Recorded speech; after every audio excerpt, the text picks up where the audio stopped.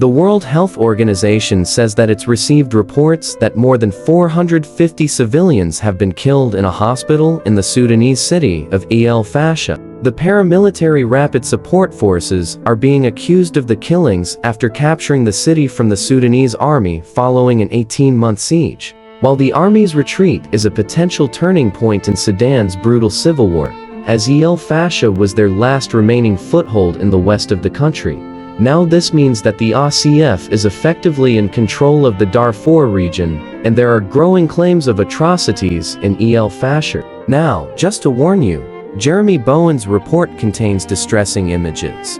People who managed to get out of Fasher since it was captured by the Rapid Support Forces say that RSF fighters have been killing civilians as well as Sudanese armed forces prisoners. The UN has called this the war of atrocities committed since 2023 by both sides. Attacks on civilians, hospitals, as well as torture, rape, and executions. I think this is the worst place on Earth now is the biggest humanitarian emergency on Earth.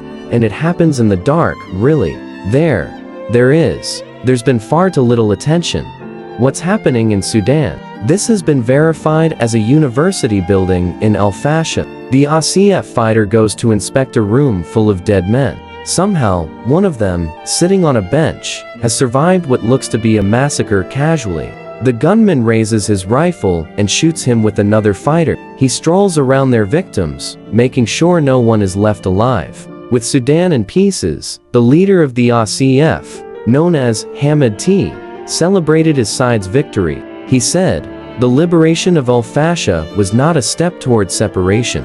It was a step towards national unity, whether in peace or in war." Here in the UK, Mohammed al-Sheikh, an NHS doctor, lost touch with medics in Fasher who'd been monitoring the siege until just after the RSF took the city. Obviously, hospitals were always a target for the RSF attacks throughout the 500 last days.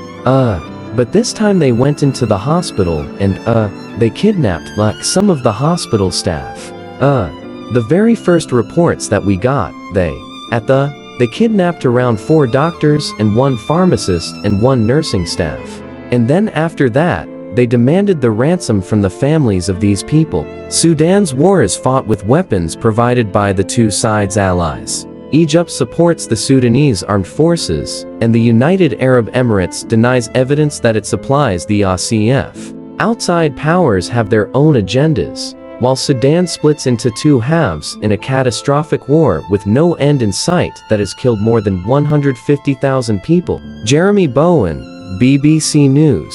Well, let's cross-live to Sudan. Now, we can speak to Shihab Mohammed Ali, who is a senior program manager for Islamic Relief Sudan. You join us from the port of Sudan. We understand that the UN is describing what is happening in Fasher as impossible when it comes to aid deliveries. What is your team?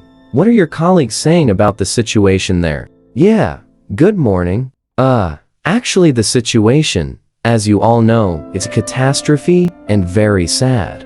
The town has been under siege for the last 18 months, and now, the situation is becoming even worse with, people, trying to flee the town, but they could not. People, got captured in the city. There is reports of, killing and recently by who. Also they reported killing of, even patients in the hospital. This is very sad. A national community needs to intervene immediately. There was no intervention, over the last 2 years. People were suffering, shortage of food, starvation and, shortage of all public services, health and everything. There is some managed already to flee the town, going to other parts of Darfur, lead to the north or to the area of Jebel Mara. We are trying to help, those who managed to flee the situation by providing, food and health services.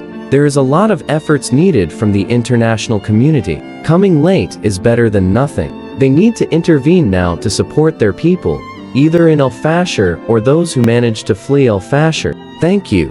What is your understanding about why that international intervention isn't taking place, given the desperate need of the people there? The main issue was the access and the ongoing fighting. There was ongoing fighting and the bombing. The access was not possible and many, even international workers have been killed, and there was no safety there. There were all support on some reports saying that support is being also looted. So it was very difficult to even bring support if it is food or medicines inside the affected areas. And when it comes to the displacement of people as well, it's not just the killings that we've seen, but also a huge amount of people displaced.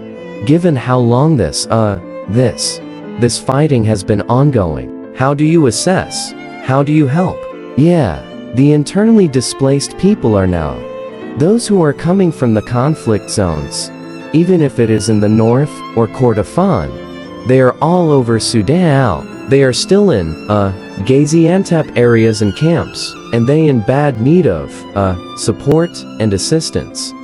Many organizations, even local, national, or they are trying to provide support, but it's still, the need is there. Okay, Shahab Mohammed Ali from Islamic Relief Sudan, we really appreciate your time. Thank you so much for just outlining what is happening there.